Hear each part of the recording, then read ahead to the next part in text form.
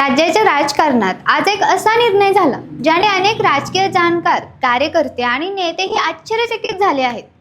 गेल्या काही दिवसांपासून राष्ट्रवादी काँग्रेसच्या राज्यसभा उमेदवाराची चर्चा संपूर्ण महाराष्ट्रात सुरू होती.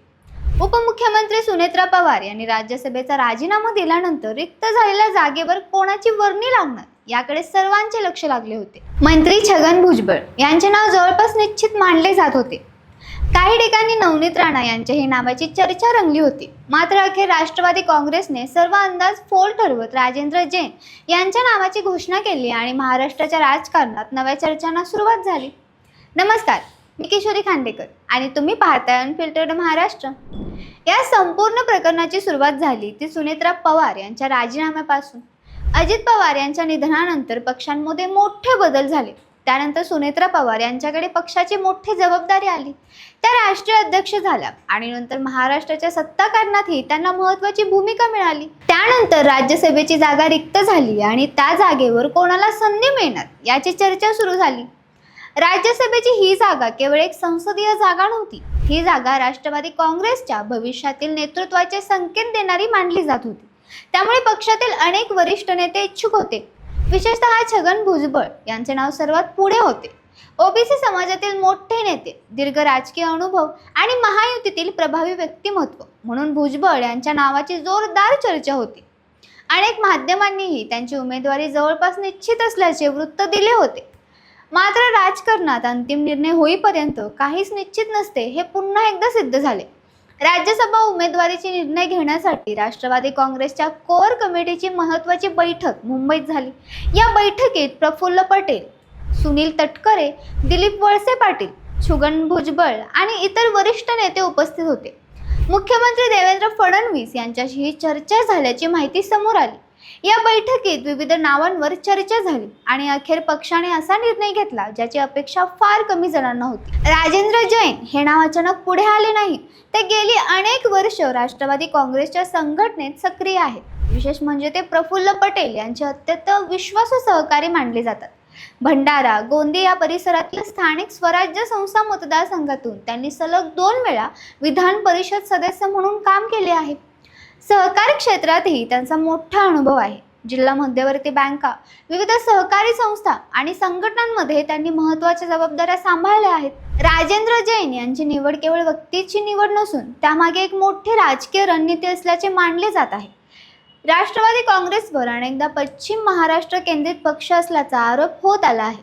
विदर्भात पक्षाचे अस्तित्व वाढवण्याची गरज अनेक वर्षापासून व्यक्त होत होती. अशा परिस्थितीत विदर्भातील नेत्याला राज्यसभेवर पाठवून पक्षाने एक महत्त्वाचा राजकीय संदेश दिल्याची चर्चा सुरू झाली आहे. दुसरीकडे छगन भुजबळ यांचे नाव अंतिम क्षणामागे पडल्याने अनेक प्रश्न उपस्थित झाले आहेत. माध्यमांमध्ये आलेल्या माहितीनुसार भुजबळ यांनी काही अटी मांडल्या होत्या, मात्र त्या पक्षश्रेष्ठींनी स्वीकारल्या नाहीत. त्यानंतर परिस्थिती वेगाने बदलली आणि राजेंद्र जैन यांच्या नावावर शिक्कामोर्तब झाली. ही बाब राष्ट्रवादीच्या अंतर्गत राजकारणाकडे निर्देश करणारी मानली जात आहे. राजकीय विश्लेषकांच्या मते या निर्णयामध्ये प्रफुल्ल पटेल यांची भूमिका अत्यंत महत्त्वाची होती. अजित पवार यांच्या निधनानंतर राष्ट्रवादीमध्ये नेतृत्वाचे अनेक केंद्र निर्माण झाले आहेत. अशा परिस्थितीत संघटनेशी निष्ठावान आणि दीर्घकाळ पक्षासाठी काम करणाऱ्या नेत्याला संधी देण्याचा निर्णय घेण्यात आल्याचे सांगितले जाते. राजेंद्र जैन यांनी स्वतःही आपली निवडीचे श्रेय पक्ष नेतृत्वाला आणि आपल्या दीर्घकालीन निष्ठेला दिले आहे. नवनीत राणा यांचे नाव चर्चेत कसे आले हा देखील महत्त्वाचा प्रश्न आहे. महायुतीतील विविध समीकरणांमुळे आणि विदर्भातील राजकीय समीकरणांच्या पार्श्वभूमीवर त्यांचे नाव काही माध्यमांमध्ये चर्चेत होते. मात्र राष्ट्रवादीच्या कोअर कमिटीने शेवटच्या टप्प्यात वेगळा निर्णय घेतला. त्यामुळे नवनीत राणा यांची चर्चा केवळ चर्चेपुरतीच मर्यादित राहिली. या संपूर्ण निर्णयाचा महायुतीवर काय परिणाम होणार हा आणखी एक महत्त्वाचा मुद्दा आहे. कारण महायुतीमध्ये भाजप, राष्ट्रवादी आणि शिवसेना हे 3 प्रमुख पक्ष आहेत.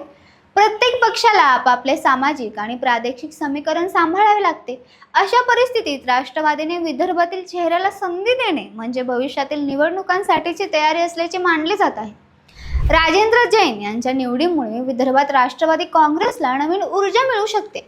भंडारा, गोंदिया आणि आसपासच्या भागात पक्ष संघटना मजबूत करण्याचा प्रयत्न सुरू आहे. राज्यसभेची उमेदवारी हा त्या रणनीतीचा भाग असल्याने बोलले जात आहे. याचबरोबर हा निर्णय ओबीसी राजकारणावरही परिणाम करणारा ठरू शकतो. छगन भुजबळ यांचे नाव मागे पडल्याने ओबीसी मतदारसंघांमध्ये कोणता संदेश जाईल यावर राजकीय निरीक्षकांचे लक्ष आहे. आगामी स्थानिक स्वराज्य संस्था निवडणुका आणि इतर निवडणुकांमध्ये यांचे पडदास उमटू शकतात. राजकारणात अनेक वेळा एखाद्या उमेदवाराची निवड ही केवळ त्या व्यक्तीची निवड नसते, ती भविष्यातील दिशा दर्शवणारी असते. राजेंद्र जैन यांची निवड देखील त्याच दृष्टीने पाहिली जात आहे. विदर्भाला प्रतिनिधित्व, संघटनेतील निष्ठावान कार्यकर्त्यांना संधी, प्रफुल्ल पटेल यांचा प्रभाव आणि महायुतीतील संतुलन या सर्व गोष्टी या एका निर्णयामागे असल्याचे चित्र दिसत आहे. आता सर्वांचे लक्ष राज्यसभा पोटनिवडणुकीकडे लागले आहे. राजेंद्र जैन यांचा विजय जवळपास निश्चित मानला जात असला तरी या उमेदवारीमुळे निर्माण झालेल्या राजकीय चर्चांचा प्रभाव पुढील अनेक दिवस कायम राहणार आहे. छगन भुजबळ यांच्या पुढील राजकीय वाटचालीकडे देखील लक्ष असेल. त्याचबरोबर राष्ट्रवादी काँग्रेसमध्ये भविष्यातील नेतृत्वाची रचना कशी तयार होते हे पाहणेही महत्त्वाचे ठरणार आहे. एकूणच पाहता सुनेत्रा पवार यांच्या राजीनाम्यापासून सुरू झालेली ही राजकीय कथा अखेर राजेंद्र जैन यांच्या उमेदवारीवर येऊन थांबली आहे. मात्र हा शेवट नसून महाराष्ट्राच्या राजकारणातील नव्या अध्यायाची सुरुवात असल्याचे अनेक राजकीय जाणकार मानत आहेत. आगामी काळात या निर्णयाचे दूरगामी परिणाम दिसून येतील का? विदर्भातील राष्ट्रवादी अधिक मजबूत होईल का? छगन भुजबळ यांची पुढील भूमिका काय असेल आणि महायुतीतील अंतर्गत समीकरणांमध्ये कोणते बदल घडतील याकडे आता संपूर्ण महाराष्ट्राचे लक्ष लागले आहे. तुम्हाला जर ही माहिती आवडली असेल तर चॅनेलला लाईक करा, शेअर करा आणि सबस्क्राईब करायला विसरू नका. धन्यवाद.